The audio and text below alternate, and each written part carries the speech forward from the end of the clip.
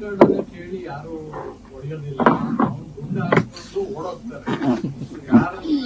ನೋಡಿ, ಆರ್.ಬಿ. ತಿಮ್ಮಾಪುರ, ನಾನು ಅವ್ರು ಯಾರದ್ದು ಹೆಸರು ತಗೊಂಡು ಮಾತನಾಡುವಂತ ಅಥವಾ ನನಗೆ ವೈಯಕ್ತಿಕವಾಗಿ ಯಾರದ್ದು ಹೆಸರು ತೆಗೆದು ಕ್ರಿಟಿಸೈಸ್ ಮಾಡುವಂತ ಇಚ್ಛೆ ನನಗಿಲ್ಲ. ಆದ್ರೆ ಇಂಥ ಒಂದು ಬ್ರೂಟಲ್ ಆಗಿರುವಂತಹ ಒಂದು ಇನ್ಸಿಡೆಂಟ್ ನಡೆದಾಗ, ಭಯೋತ್ಪಾದಕರು ಡೇ ಲೈಟ್ ನಲ್ಲಿ ಪಾಯಿಂಟ್ ಬ್ಯಾಂಕ್ ನಲ್ಲಿ ಫ್ಯಾಮಿಲಿಗಳನ್ನ ಕೊಂದಾಗ, ಮರ್ಡರ್ ಆಗಿರುವಂತಹ ಆ ಕುಟುಂಬದ ಹೆಣ್ಮಕ್ಳು, ಆ ಕುಟುಂಬದ ಮಕ್ಕಳು ಏನಾಯ್ತು ಅನ್ನೋದನ್ನ ಅಲ್ಲಿ ಹೇಳಿದಾಗ, ಆರ್.ಬಿ. ತಿಮ್ಮಾಪುರೆ ಅದು ಸರಿ ಇಲ್ಲ, ಅವ್ರು ಸುಳ್ಳು ಹೇಳ್ತಾ ಇದ್ದಾರೆ ಅಂತ ಹೇಳ್ತಾರಲ್ಲ, ಇದಕ್ಕಿಂತ ನೀಚ ಪಾಲಿಟಿಕ್ಸ್ ಇನ್ನೊಂದು ಮಾಡಕ್ ಸಾಧ್ಯ ಇದೆಯಾ?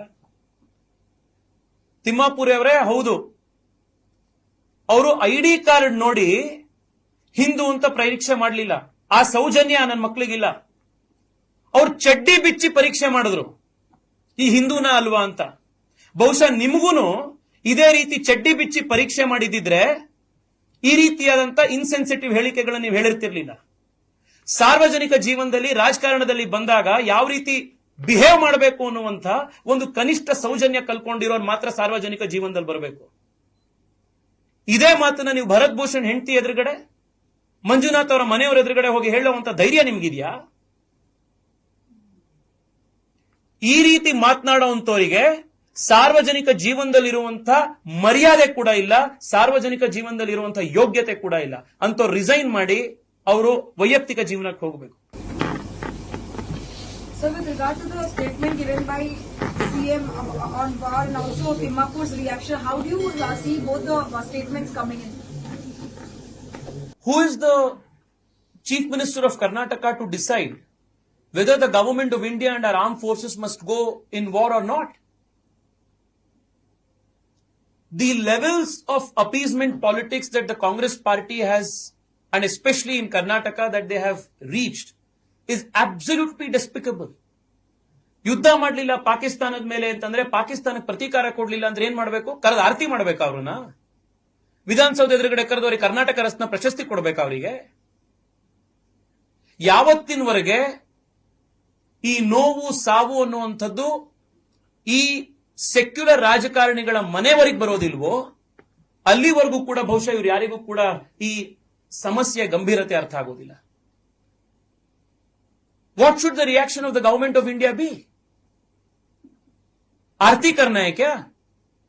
मैं सिद्धरामैया जी से पूछना चाहता हूं, क्या ये जो टेररिस्ट लोग हिंदू लोगों के ऊपर इस प्रकार के हत्या किए हैं, हमला किए हैं, क्या पाकिस्तान से उनको फर्स्ट क्लास बिजनेस टिकट में उनको भारत में ले आकर, बेंगलोर में ले आकर उनको आरती करना है, थाली बजना है? What should we do? Till when will you sell your souls in the name of this pseudo-secularism?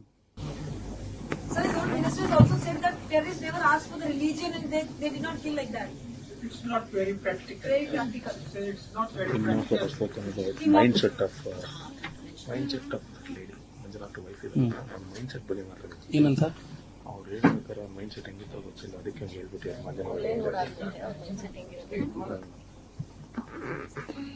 People like Congress Minister Timmapure are unfit to be in public life.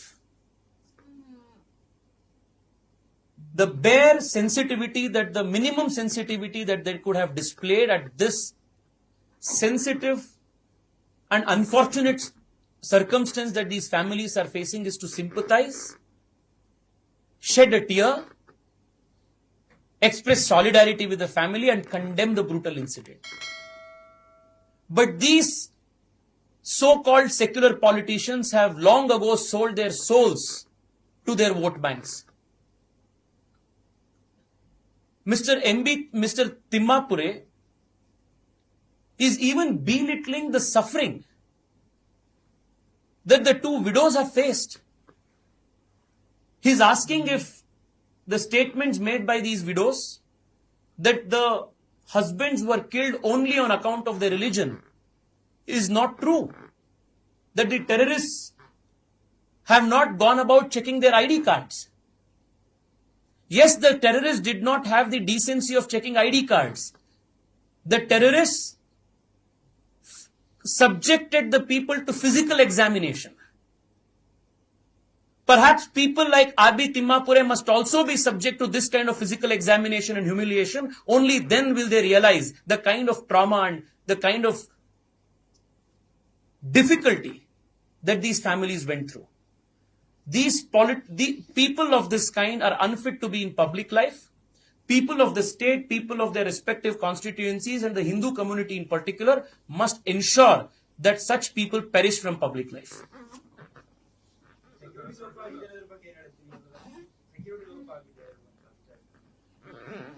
ನೋಡಿ, ಆಲ್ ಪಾರ್ಟಿ ಮೀಟಿಂಗ್ ನಲ್ಲಾಗಿರ್ಬೋದು, ಬೇರೆ ಸಂದರ್ಭಗಳಲ್ಲಾಗಿರ್ಬೋದು, ಸರ್ಕಾರ ಈ ಸಂದರ್ಭದಲ್ಲಿ ಆಗಿರುವಂತಹ security intelligence input ಇರಬಹುದು, ಅದರಲ್ಲಾಗಿರುವಂತಹ ಲಿಮಿಟೇಷನ್ಗಳ ಬಗ್ಗೆ ಸರ್ಕಾರ ಆಗ್ಲೇ ಹೇಳಿದೆ. ಆದ್ರೆ ಇದನ್ನು ಪ್ರಶ್ನೆ ಮಾಡ್ತಾ ಇರುವಂತಹ ಕಾಂಗ್ರೆಸ್ನವರು ಅವ್ರ ಟ್ರ್ಯಾಕ್ ರೆಕಾರ್ಡ್ ಅನ್ನು ಅವ್ರು ಪ್ರಶ್ನೆ ಮಾಡ್ಕೊಳ್ಬೇಕು. UPA 10 ವರ್ಷ ಸರ್ಕಾರದಲ್ಲಿ ಇದ್ದಾಗ ಚಿಕ್ಕ ಮಕ್ಕಳು ದೀಪಾವಳಿಲಿ ಪಟಾಕಿ ಹೊಡೆಯುವಂತ ಸಲೀಸಾಗಿ ಟೆರರಿಸ್ಟ್ ಅಟ್ಯಾಕ್ಗಳಾಗ್ತಾ ಇತ್ತು. ಮುಂಬೈನಲ್ಲಿ, ಬೆಂಗಳೂರಿನಲ್ಲಿ, ಗುವಾಹಟಿಯಲ್ಲಿ, ಡೆಲ್ಲಿಯಲ್ಲಿ, ಆಗ್ರಾದಲ್ಲಿ, ಚೆನ್ನೈನಲ್ಲಿ, ಸೂರತ್ನಲ್ಲಿ, ಅಹಮದಾಬಾದ್ನಲ್ಲಿ ವಾರ ಟೆರರಿಸ್ಟ್ ಅಟ್ಯಾಕ್ ಆಗ್ತಾ ಇತ್ತು. ಜಮ್ಮು ಕಾಶ್ಮೀರದಿಂದ ಬರ್ತಾ ಇದ್ದಂತ ನ್ಯೂಸ್ ಹೇಗಿತ್ತು? ಪ್ರತಿ ದಿವಸ ಜಮ್ಮು ಕಾಶ್ಮೀರದಿಂದ ನ್ಯೂಸ್ ಬರ್ತಾ ಇತ್ತು ಅಂದ್ರೆ ಇಲ್ಲ ಕಲ್ಲು ಹೊಡೆದಿದ್ದ ಬಗ್ಗೆ ಬರ್ತಾ ಇತ್ತು, ಇಲ್ಲ ಅಲ್ಲಾಗಿರುವಂತಹ ಬಾಂಬ್ ಬ್ಲಾಸ್ಟ್ ಬಗ್ಗೆ ಬರ್ತಾ ಇತ್ತು, ಎನ್ಕೌಂಟರ್ ತೀರ್ಕೊಂಡಿರುವಂತಹ ಜವಾನರ ಬಗ್ಗೆ ಬರ್ತಾ ಇತ್ತು. This was the reality of Jammu Kashmir UPA time ನಲ್ಲಿ. ನಮ್ ಸರ್ಕಾರ ಬಂದ ಮೇಲೆ ಕೇವಲ ಒಂದೇ ವರ್ಷದಲ್ಲಿ, just in the last 1 year, 1 ವರ್ಷದಲ್ಲಿ 1,80,00,000 ಟೂರಿಸ್ಟ್ಗಳು ಜಮ್ಮು ಕಾಶ್ಮೀರ ವಿಸಿಟ್ ಮಾಡಿದ್ದಾರೆ. ಪ್ರತಿ ಶುಕ್ರವಾರ ನಮಾಜ್ ಮುಗಿದ ತಕ್ಷಣನೇ ಹೋಗಿ ಕಲ್ಲೆಸಿತಾ ಇದ್ದಂತ ಸ್ಟೋನ್ ಪೆಲ್ಟಿಂಗ್ ಏನಿತ್ತು ಅದು ಫುಲ್ ಸ್ಟಾಪ್ ಆಗಿದೆ. ವಾರ ಅಲ್ಲಿ ಏನು ಎನ್ಕೌಂಟರ್ಗಳು ನಡೀತಾ ಇತ್ತು, ಕರ್ನಾಟಕ, ತಮಿಳುನಾಡು ಒಂದಲ್ಲೇ ದೇಶದ ಮೂಲೆ ಮೂಲೆಯಿಂದ ಯಾವ ಯುವಕರು ಹೋಗಿ ನಮ್ಮ ಜವಾನರು ಅಲ್ಲಿ ಬುಲೆಟ್ ಹೋಗಿ ಜೀವ ಕೊಡ್ತಾ ಇದ್ರು, ಅದು ನಿಂತಿದೆ. ಜಮ್ಮು ಕಾಶ್ಮೀರದ ಲಾಲ್ ಚೌಕ್ ನಲ್ಲಿ ಇವತ್ತು ತ್ರಿವರ್ಣ ಧ್ವಜ ಹಾರ್ತಾ ಇದೆ. 80,000 ಕೋಟಿ ರೂಪಾಯಿಯಷ್ಟು ಇನ್ಫ್ರಾಸ್ಟ್ರಕ್ಚರ್ ಕೆಲಸ ನಡೀತಾ ಇದೆ. ಮಕ್ಕಳು, ಕುಟುಂಬದವರು ಇವತ್ತು ಜಮ್ಮು ಕಾಶ್ಮೀರದಲ್ಲಿ ಎಷ್ಟೋ ವರ್ಷ ಆದ್ಮೇಲೆ ಫಸ್ಟ್ ಟೈಮ್ ಒಂದು ಮಲ್ಟಿಪ್ಲೆಕ್ಸ್ ಓಪನ್ ಆಗಿ ಸಿನಿಮಾ ನೋಡಕ್ ಶುರು ಮಾಡಿದ್ದಾರೆ. ದೇಶದ ಬೇರೆ ಬೇರೆ ಭಾಗದಿಂದ ಜನ ಹೋಗಿ ಇನ್ವೆಸ್ಟ್ ಮಾಡಿ ಹೋಟೆಲ್ಗಳು ಪ್ರಾರಂಭ ಆಗ್ತಾ ಇದೆ. ರೆಕಾರ್ಡ್ ಅಮರನಾಥ್ ಯಾತ್ರೆಯಲ್ಲಿ ಜನ ಪಾರ್ಟಿಸಿಪೇಟ್ ಮಾಡ್ತಾ ಇದ್ದಾರೆ. ಇದು ನಾವು ಕೊಟ್ಟಿರುವಂತದ್ದು. ಇಲ್ಲಿ ಶಿವಾಜಿನಗರದಲ್ಲಿ, ಪುಲ್ಕೇಶಿ ನಗರದಲ್ಲಿ ಪೊಲೀಸ್ ಸ್ಟೇಷನ್ಗೆ ಬೆಂಕಿ ಹಚ್ಚಿದ ಮೇಲೆ ಅಖಂಡ ಶ್ರೀನಿವಾಸ ಮೂರ್ತಿ ಅವರ ಮನೆಗೆ ಬೆಂಕಿ ಇಟ್ಟು ಸುಟ್ಟ ಮೇಲೆ ಕನಿಷ್ಠ ಅದನ್ನ ಖಂಡಿಸಿ ಅವರ ಪರವಾಗಿ ನಿಂತ್ಕೊಳ್ಳಕ್ಕೂ, ಅವ್ರ ಪಾರ್ಟಿಯವರ ಪರವಾಗಿ ನಿಂತ್ಕೊಳ್ಳಕ್ಕಾಗದಲೇ ಇರುವಂತಹ ಯೋಗ್ಯತೆ ಇಲ್ಲದೆ ಇರುವಂತಹ ಕಾಂಗ್ರೆಸ್ನವರು ಭಯೋತ್ಪಾದನೆ ವಿರುದ್ಧ, ದೇಶದ ಐಕ್ಯತೆ, ಸಮಗ್ರತೆ ವಿರುದ್ಧ ಮೋದಿ ಏನ್ ಮಾಡ್ತಾ ಇದ್ದಾರೆ ಅಂತ ಪ್ರಶ್ನೆ ಮಾಡುವಂತ ಬೇಸಿಕ್ ಕ್ರೈಟೀರಿಯಾನೇ ಅವ್ರಿಗೆ ಉಳಿದಿಲ್ಲ. ಮನೆಗಳನ್ನೆಲ್ಲ ಧ್ವಂಸ ಮಾಡಿದ್ದಾರೆ. ಆದ್ರೆ ಮುಂಚೆ ಗೊತ್ತಿರಲಿಲ್ವಾ ಅಂತ ಸಂತೋಷ್ ಶೆಟ್ಟಿ ಹೇಳ್ತಾರೆ. AI ಬಳಸ್ತಾರೆ ಅಂತ ಹೇಳ್ತಾರೆ, ಮೋದಿ ಅಂತ ಹೇಳಿ ಸಂತೋಷ್ ಶೆಟ್ಟಿ ಪ್ರಶ್ನೆ ಮಾಡ್ತಾರೆ. ಗಮನಕ್ಕೆ ಬಂದಿತ್ತು, ಯಾವ್ದು ಕೆರೆ ನೀರನ್ನ ತೋರಿಸ್ಬಿಟ್ಟು ಯಾವ್ದು ನದಿ ನೀರು ಬಿಟ್ಟಿದೀವಿ ಅಂತ ಹೇಳಿ ಒಂದು ಜನರ ಮುಂದೆ ಹೇಳ್ತಾ ಇದ್ದಾರೆ. ಅದು ಏನ್ ಫ್ಯಾಕ್ಟ್ ಹೇಳುವಂತ ಮಾತುಗಳು ಪಾಕಿಸ್ತಾನ ಕೆರೆ ನೀರನ್ನು ತೋರಿಸಿ ಅದನ್ನು AI ಮೂಲಕ ಗ್ರಾಫಿಕ್ಸ್ ಮಾಡಿದ್ದಾರೆ. ನೋಡಿ, ಸಾರ್ವಜನಿಕ ಜೀವನದಲ್ಲಿರೋರು ಜವಾಬ್ದಾರಿ ಮತ್ತು ಗಂಭೀರತೆಯಿಂದ ಅವರ ಹೇಳಿಕೆಗಳನ್ನು ನೀಡಬೇಕು. ಸಂತೋಷ್ ಲಾಡ್ ಇದು ಅನ್ವಯಿಸುತ್ತೆ. ದೇಶದ ನ್ಯಾಷನಲ್ ಸೆಕ್ಯೂರಿಟಿ, ನ್ಯಾಷನಲ್ ಇಂಟಿಗ್ರಿಟಿಯ ವಿಚಾರಗಳಲ್ಲಿ ಕ್ಷುಲ್ಲಕವಾಗಿ ಮಾತನಾಡುವಂಥದ್ದು ಯಾರಿಗೂ ಕೂಡ ಶೋಭೆ ತರೋದಿಲ್ಲ.